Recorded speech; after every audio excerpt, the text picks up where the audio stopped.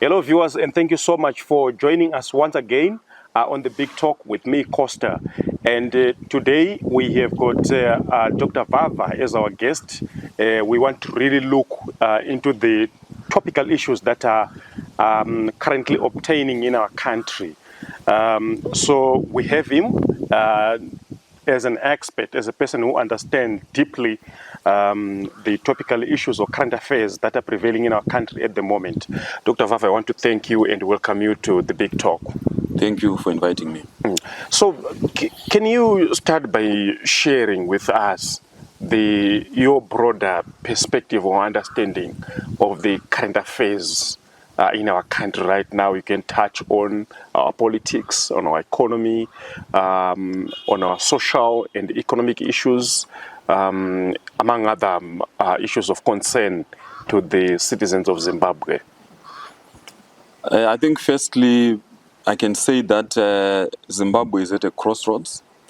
Zimbabwe is at a very difficult moment in the history of the country. I'm sure everyone knows what is currently obtaining.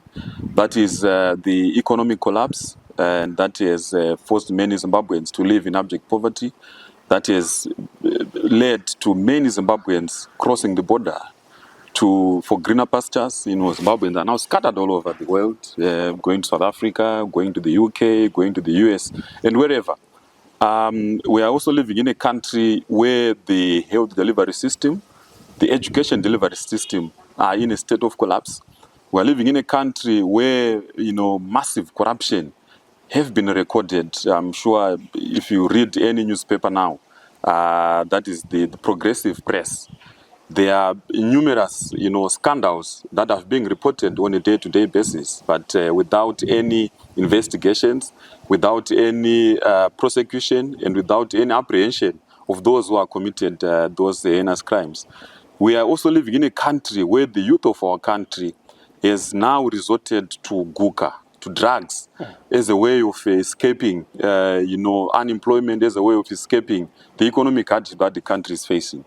We also live in a country where the political elites are only interested in enriching themselves, are only interested in the retention of power.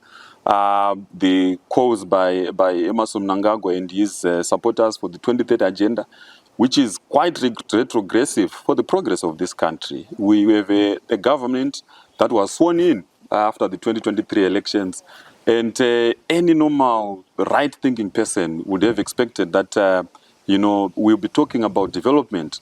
We'll be talking about developing the economy. But what we've seen is that just after the announcement of those results, Zimbabwe was now plunged into another election season, into another election mode. And this has now, resulted in the situation that we have in the country, where we now have a faction within ZANU-PF saying that it's also our time to eat because they have been left out of the feeding trough. So I think of interest and concern right now is obviously the political situation and temperatures and climate currently happening. We know, of course, by and large, the economic challenges, as you highlighted, are pretty much affecting all and sundry. But I want you to maybe explain to us politically what we are seeing right now. Should we call it ZANU-PF factionalism or succession fights or misunderstandings, whatever chaos that is happening? Would you see maybe if you're going to have any transition of some sort, if it happens in our dreams, is it going to be peaceful given what is obtaining right now? I think what we are seeing, it reminds me of Professor Masipula's seminal book, Struggles Within a Struggle. And, ZANU-PF has always been in a struggle. Power struggles, if I should put it that way, from the 70s. I'm talking about the Magagao Declaration that then removed the ZANU leader, then Reverend Dabaningi Stole. We also saw the squabbles that we then witnessed post-independence, where the liberation movements were fighting against each other, that is ZAPU and ZANU. We also saw in November 2017, the faction also within ZANU-PF backed by the military, stepping in, in trying to correct the issues that were happening in the party. But I must say that what we are also currently witnessing is ZANU-PF fighting against ZANU-PF. It's quite sad that the people of Zimbabwe are also being drawn into those fights. Those who are, calling for Mnangagwa's ouster have made it clear that it's also their time to eat. But we can go back to November 2017. I think that what we are seeing now is what I can call unfinished business of November 2017, in the sense that for President Mnangagwa, he has been trying ever since he got into coup-proof. I'm sure we have seen the demise of many of the army generals. Of course, there have been speculation, there have been conspiracy theories being thrown around. I'm sure you have seen even the war veterans representative Geza mentioning that in many of his interviews or many of his deliveries that he has made. So for him, if you look carefully, he has been trying to make sure that there is no one who is going to challenge him, so that the 2030 agenda that some of his supporters, have been pushing for. And for the other side that is being alleged to be fronted by Constantino Chiwenga, they've made it clear that it's now their time. In fact, what is so worrying is how our liberation fighters, former liberation fighters, have personalized, the struggles for Zimbabwe, thinking that Zimbabwe is their personal property. If you hear their language, you can tell that they think that they are the only ones that are anointed, or to run the affairs of the country. So what we are seeing now is quite a dangerous situation for the country, in the sense that it reminds me of the South Sudan scenario, where we then had President Salve and his vice president Ricky Mach fighting, and then it led to a civil war. So I think that if these internal ZANU-PF internal contradictions are not addressed, they might lead to quite a bloody ending. Already, Zimbabwe is in a subtle state of emergency. The police are all over. Stop searches everywhere. Yesterday, I saw some helicopters roving around in the sky, and there is a lot of tension that is in the country. But I must say also that those who have been pushing for the 2030 agenda, those that started the 2030 agenda, are the ones that have brought us to this situation. But let's look at this talk. Is this factionalism just a work of social media and the press, well, imagined among many people anticipating a lot of political changes? Is it like something that we can it's really existing? What are the signs that we can actually back up all these narratives that there is factionalism? Because ZANU-PF itself denies this. In any normal society or in any normal organization, factionalism is there. It has existed way before it exists even in families. So I think that it's not a creation of the media. The battle lines have been drawn. And we know for a fact that in the run-up to November 2017, it was so clear that there were others who were backing Maimujuru to take over. There were others who were backing a more youthful, the G40 faction. There were others who were backing Emerson Mnangagwa. So factionalism in ZANU-PF has been there. And, some of these contradictions are contradictions that stem way back from the days of the liberation struggle. That is very, very unfortunate. But what is then worrying is that whenever ZANU-PF fights amongst themselves, they try also to draw the people of Zimbabwe into their fights. But we have learned that after the oust of Robert Mugabe, that's when we then saw ZANU-PF reuniting again and then saying, no, this is a ZANU-PF affair. And I think that for those who are watching and for those Zimbabweans who are out there, November 2017 should be a lesson on what you have to do in the coming days or in the near future, in terms of when you then see ZANU-PF fighting among itself, when we then saw the faction of ZANU-PF coming out in the open as they have done now. But I know that the vice president doesn't say anything with regards to what Geza is saying, either dismissing, but he alleges, or I mean, you can tell from his speeches that he is vying for the vice president to take over. But why is maybe this is not coming out, either rebuking to clean his name, to say he's not associated with these people? Is it pretty much a confirmation of this factionalism that we hear and get to hear from Geza? Of course, I think maybe it's a strategy. You can look at it this way. If he comes out to say backing those guys, of course there will be repercussions to it. He might actually be expelled from the party. And if he then says that he tries to rebuke those who have been supporting him, might actually demoralize his forces. So I think that he is learning from Mnangagwa. Pre-2017, those Mai Mugabe rallies where Mnangagwa just stood there, Getting ridiculed, all those insults. So I think that probably he's doing work underground, and he doesn't want to spoil it out. He's trying to play it safe. But what can we draw from Geza's outburst press addresses so far, or State of the Nation addresses as he called them? What can we draw from those? I think what we can draw from what Comrade Geza has been saying is that it is a confirmation of what the people of Zimbabwe have been saying. It is a confirmation of what the opposition has been saying. It is a confirmation on what the civil society has been saying over the years. It's rather unfortunate that they have now realized that we are dealing with a very difficult regime. But where we then differ is that the interests, if you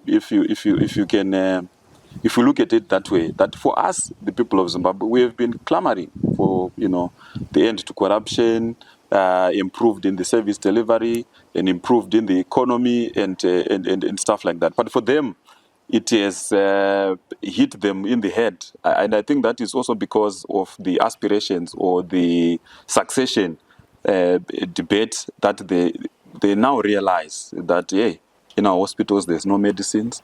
In our schools, in our universities, the students are struggling. Our parents are not earning much. The teachers are not earning much. And also the reality that the economy is facing a collapse, and then attributing that to the leadership of the country to say they've failed to run the economy. So I think that it is just a confirmation of what we have been saying over the years. Mm-hmm. But we are not starting to see the issue of corruption now. Nepotism and tribalism, as he alleges in his addresses. Why was he perhaps quiet all this other time, and then suddenly is now talking about these issues? I don't know. I wouldn't know. I think if you ask him, he was going to give you that answer. But in fact, answering your previous questions, I had forgotten to say that where we unite or where we agree with Comrade Geza is to say the 2030 agenda is retrogressive for the country. The president must not, listen to all those who are telling him to go on. He must just save his time, the 2 terms, and go. Because the people of Zimbabwe, when they participated in the referendum, when they participated in the writing of the Constitution, they made it clear on the term of office for the president. And I think that President Mnangagwa should just heed his calls to say that I'm not interested. And I think that he needs to say it public. He needs to tell his troops to stop the 2030 agenda, because it is that has drawn us to where we are now, where the country is now being polarized. He had said so many times that he is a constitutionalist. You abide by the constitution and you go by the end of his. You see, what is shocking is that those who are making slogans, they're making slogans right in front of his face. We saw at the launch of the Youth Fund, those who were making slogans, hailing insults at the other leaders of ZANU-PF right in his face. And I think that the buck ends with him. Come on, he is the most powerful person in the country. And if he wants this to stop, it will stop. But for the fact he hasn't said it, he hasn't stopped his troops. So, which then means that probably he's the one who is sending them to say all those things. But To say that he must stay on. as someone who have read extensively, but do you think what could be the scientific element of really just extending by 2 years? What do exactly need to be done within 2 years that wasn't done maybe these other years? My brother, we have seen this template. It's not just peculiar to Zimbabwe. It is peculiar to many countries where when dictators, especially those who come through unconventional means, we know, you and me know how Mnangagwa came into office. They have a tendency of trying to extend. Dictators have an appetite, to hang on to power. Rwanda, Kagame, Yoweri Museveni of Uganda. The continent or the world is littered with many examples of leaders that are have abused authority and always try to hang on into office. But I must say that for President Emerson Mnangagwa, you won't be surprised that probably some of his family members, presumably his wife, might also be interested in taking over.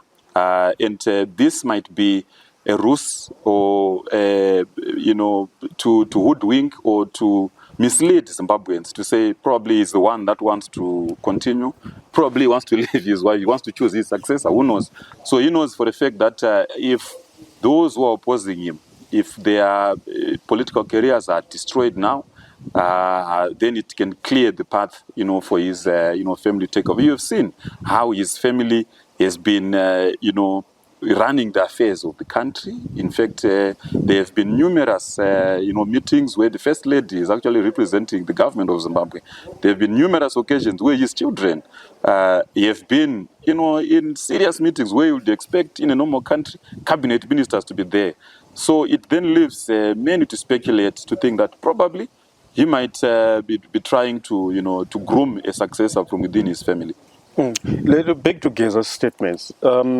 What do you make of his last address? He was apologizing to the members of the opposition precisely to say we were blinded, we were used to assault you, we were used to inflict all kind of human rights violations at you. We were blinded, but we are very sorry. Do you think there's some tactic or some strategy that he is trying to make out of that? I think that if really is genuine, I think the passage of time is going to answer that. But we have learned from the past. You know of Douglas Mahia, you know of Victor Matemadanda. During their time of being persecuted by Mugabe, they have said these things. So for me, I think that the passage of time is the one that is going to answer if Comrade Geza is genuine in his apology to the people of Zimbabwe. But what is also surprising is that many of these leaders in ZANU-PF, once they fall by the wayside, that's when they realize that, they need people. In fact, that's when their eyes are opened and they need the people. They try also to buy sympathy.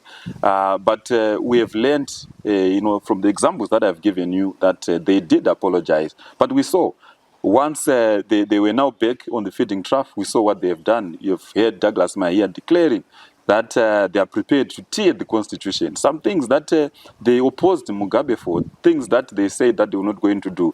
So I think that we need to give it time. If they are really genuine, history will judge them. Let's look at the strike that he has called for. In fact, you described that as an uprising. How possible is that? I wouldn't want to say that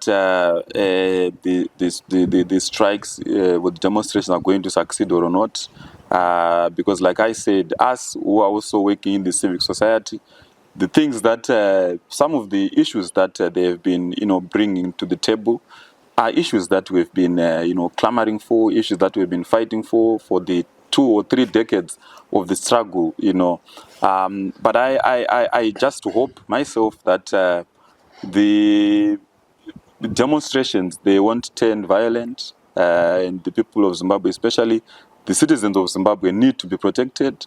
And we also hope that there is not going to be a manhunt, because most of the times when we see these things, the blame usually shifts to the opposition, and we have many activists being arrested. But from where I am standing, I don't think that I have not heard of those in the opposition or those in the civic society saying that they are part of the demonstration. So I'm also eager to see what is going to happen. I'm equally as confused as you to say what is going to happen. But based from the reactions that we have seen from the state, it looks like they are really prepared for it. It also looks that they are in panic. But in terms of its success, my brother, I don't know. So before we locate the role of the civil society, or the position rather, you have partly said so, that the civil society is not involved in this, but we also want to understand what is your position. Are you going to stand aloof until, and how you are going to then be perhaps maybe making whatever steps that you would like to make as the civil society, maybe providing platforms for dialogues and whatever. But before that, I want you to also maybe analyze the retirement of the Zimbabwe National Army Boss, Ambassador Anselmo Senyatwe, recently now being deployed to become the sports minister. I think that maybe let me start by answering the first part of your question. I know for a fact that those in the civil society and those in the opposition, it's not just we are just watching as things unfolding. We have an immediate fight that we are currently embarking on. That is the fight against the amendment of the Constitution. So I think what is more important for us is to defend the Constitution. We are not very much worried or want to be drawn into individual fights. What we are worried about is to defend the Constitution of the country. And that is why some of us also who are in the civil society or leading the part of the Crisis Zimbabwe Coalition, we're also coordinating the other, civic society organizations, Zimbabweans from across the length and breadth of the country to say, let's defend the Constitution. This is a document that many of us sacrificed for, many of us voted for in 2013. So let's protect the integrity of the Constitution and make sure that it's not tempered willy-nilly by whoever will be in power at that particular time. And going to the retirement of Sanyat, of course, there have been speculation. I'm sure you've also been reading from the press that Sanyatwe is somehow linked to Chiwenga, and probably his removal is also part of maybe the coup-proofing from the president, but also in trying to neutralize the Chiwenga faction. But what is more important for me, it is that the appointment of the new army chief, Emmanuel Matuta, who he has reached his retirement age. I'm told he's 74, which is quite a sad scenario in that people, we think that they should be retiring. Those are the geriatrics that are being brought back to lead the country. There's also an issue of the Chief Justice who has reached his retirement age, but he was also brought back, which also shows that for the guys that are in power, they are not very much interested in the progress of the country, but they are interested in giving themselves positions and stuff like that. That 1 March is Monday. What's your advice to the general public of Zimbabwe? I think my advice to the people of Zimbabwe is that let's defend the Constitution. The Constitution is not about individuals. The Constitution is about our aspirations as a people of Zimbabwe. So let's defend the Constitution. Let's rally our ideas together and make sure that the Constitution is the supreme document of the land that needs to be safeguarded jealously, that needs to be protected, that needs to be defended. I wouldn't want to be drawn into whether they should participate on Monday. That's an individual decision for one to make. But my call is that let's continue defending the Constitution, because 31 will come and go. It is just a day. But we have other processes that are going to come. I don't think that those who are clamoring for the amendment of the Constitution are going to stop. Of course, we are also going to see the processes starting to begin in Parliament for that amendment to sail through. Of course, there will be also a referendum. So the people of Zimbabwe must remain on guard to make sure that we defend our rights, we defend the Constitution, and make sure that the Constitution remains the supreme document of the land. You also need to look at maybe the messaging of the vice president when he is addressing. I will give you illustrations of when he had two Heroes Acre events that were consecutively, that were following one after another, and hammering on corruption. And you saw the reactions from the crowd, the divisions, some also singing in praise of him. Others appear to be singing in support of the president. What do those events really mean for Zimbabwe? I think that the message that he has been putting across, it is the message that all of us have been saying. It's just that it is being said now. Maybe it's a good timing for him. But I wouldn't want to say it is for expedience or political expedience and stuff like that. But these are real issues that the people of Zimbabwe are facing. The issues of corruption, there are serious issues. The collapse of the economy, the unemployment, the crime. It's the number of armed robberies that this country has been facing over the past few years. It's quite alarming, and it also is a result that the youth have nothing to do. But more importantly, it also shows that somehow maybe our security, forces are also involved in those. There are some issues where, if you look at those who've been arrested, either there's a police officer or there's a member of the army that are perpetrating these armed robberies.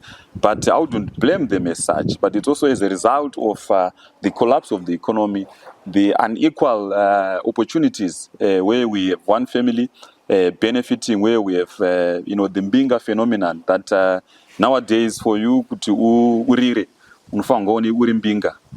But this is ill gotten well. So what lesson are we, putting to the young persons that are growing up? So I think that the cause by the vice president, it is coming also. It is in line with what we also have been saying, but of course we know that it might be for political expedience. He actually referred to the Mbingas as Gananda. Although he didn't mention any name, people were quick to associate that with the businessman Wicknell Chivaya, who also happened to be described as as an entrepreneur by the president. Do you see that distinction? I'm sure, Zimbabwe is a very, very funny country, if I should say. We have Zimra, we have the Department of Financial Intelligence within the RBZ. They should be, we have the Anti-Corruption Commission. They should be investigating, the source of wealth, for these individuals. The daily withdrawal, even if you're a company, I don't think you are able to withdraw $1 million cash. But we have seen, these Mbingas, flouting huge sums of dollars, splashing cash all over. And that also shows, the decay of the rule of law in the country. And these are the people that you see, surrounding the president, drinking whiskey with the head of state, which doesn't give good optics for the country. Let's just fine with this succession and so forth. What's your view of the state of the parliament right now? We know that is going to be handling a very important document, that of the amendment of the constitution. What would you like to say about its status at the moment? My brother, there is no parliament. That thing is dead. That thing is dead. We know that Chabangu was sponsored and recalled democratically elected members of parliament, and now there's a talk that members of parliament are being promised 120,000 each for them to support the amendments. I'm yet to hear maybe one or two members of parliament that have been saying some stuff. But I don't think that they are going to make any impact. We have seen many of draconian pieces of legislation sailing through the PVO bill, for instance, that sailed through Parliament. There is no that rigorous debate that we see in other parliaments. I can give an example of the South African parliament. Our parliament is more of a rubber stamping. Our parliament is a parliament of hungry individuals, people who are looking for survival, people who also need to be looked after. So I don't see them, standing for the people. I don't see our parliament, pushing for the aspirations of the people, but more of rubber stamping and more of, supporting whatever amendment that is going to come. So what I can safely say is that the people are on their own because the parliament that the people of Zimbabwe voted for is not there.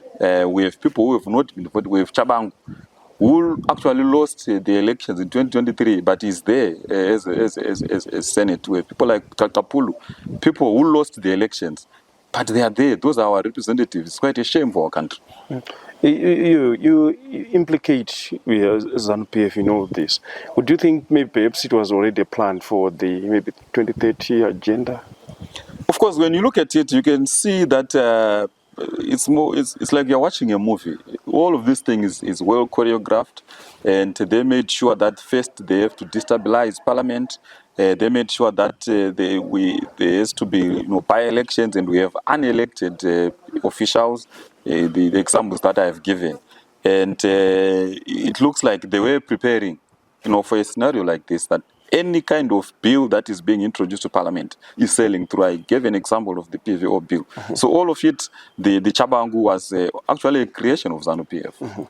Let's conclude by looking at the status of the vendors in our country. The government recently announced that they must get off the streets and go to whether designated places.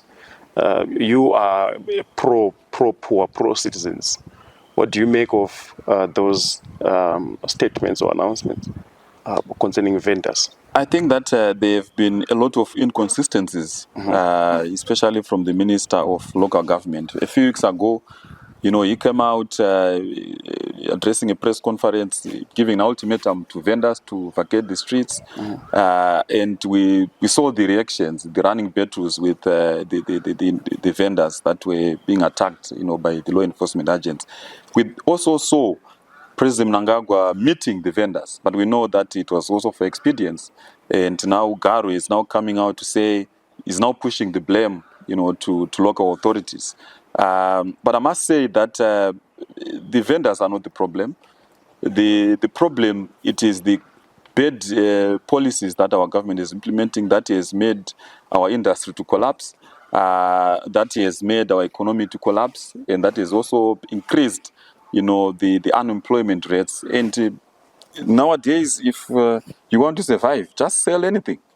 That's the only avenue where that's the only form of employment. Either you're a korokoza, either you are a vendor, or either you are just trying to hustle. The Zimbabwean life now is a life of hustling, and I think that it's not good for the police to be doing that. The heavy-handedness to Zimbabweans who are also trying to make a living. It's bad, and blaming the vendors for the closure of companies, I think it's unfair to do that. We know the reasons why companies are closing. We know of the high taxation rates, the high taxes that have not been seen in any part of this world. That is the result of the state of affairs that we have. So blaming vendors in a country where a government has failed, to protect, its own citizens, where the government has not improved. There is no industry that is working now. If you go to Willowvale now, much of those buildings are now empty shells. Some of them have been converted into churches. There is no infrastructure development that is happening in the country. Of course, we saw some roads being, repaired during the SADC summit, but after the summit, it also stopped. There are no cranes to talk of. If you go to Centron today, if you go to Rosebank, there is construction that is happening almost every day. And these are serious businesses. But in Zimbabwe, if you saw any construction, you just know that there's a mall. There's a mall of someone selling mazichke aruba ku Tanzania, which is quite sad for our country. And there's no country that would develop when there is no, industrial development, where there is no serious agricultural development. Of course, agriculture is one of our it should have been one of our main Mainstay, sources of foreign currency, but it's not being supported because agriculture has also moved scientific. And there is, we talk of Pumvudza and stuff like that. Yes, those are good policies for the downtrodden. But we need to have a robust, agricultural, mechanization plan for the country to make sure that at least we go back to where we are, where we're the bread basket of the country. You look at the mines. There's really nothing happening on the mines. The Chinese are exploiting those mines. I'm sure if we are to look at the deals that those Chinese companies are entering into with, you actually see something that there is no transparent to that. Money is not being banked into our normal banking systems. Huge sums of cash are leaving this country. Harare, Robert Mugabe International Airport, I'm sure there's a lot of smuggling that is going on of huge sums of, US dollars that are, that should have been coming back to the fiscus and developing this country. So with all these challenges, Doc, from politics, economy, collapse of social services, if you were to be given an opportunity to speak to President Mnangagwa and his deputy, retired General Constantino Chiwenga, what would you like to say to them? I think my message to President Mnangagwa and his entire government is that please stop politicking, prioritize the lives and the aspirations of the people of Zimbabwe. Those who voted for you in 2023, they were expecting what you promised. You promised housing for all. You promised education for all. You promised health for all. So just go back to your manifesto. Just go back to what you were saying, during the campaigns, and make sure that you address those issues. I'm sure if you address that, I'm sure myself and the millions of Zimbabweans who are suffering, the millions of Zimbabweans who are poor, they are going to smile. So please, have a heart. Stop this politicking. Stop this 2030 agenda nonsense. Focus on developing the economy. Focus on improving our industries. Focus on, having business deals, or should I say investment, that is beneficial to everyone, that is beneficial to our fiscus. And I would also say, stop this high taxation. Zimbabwe's taxes, whether it's income tax, whether it's VAT, whether it's company taxes, it's just too much. Please stop it. Dr. Vava, it was nice talking to you. Thank you, my brother. Thank you so much. Thank you. You heard it from Dr. Vava, the expert, who was giving us a broad analysis of what is obtaining in our country.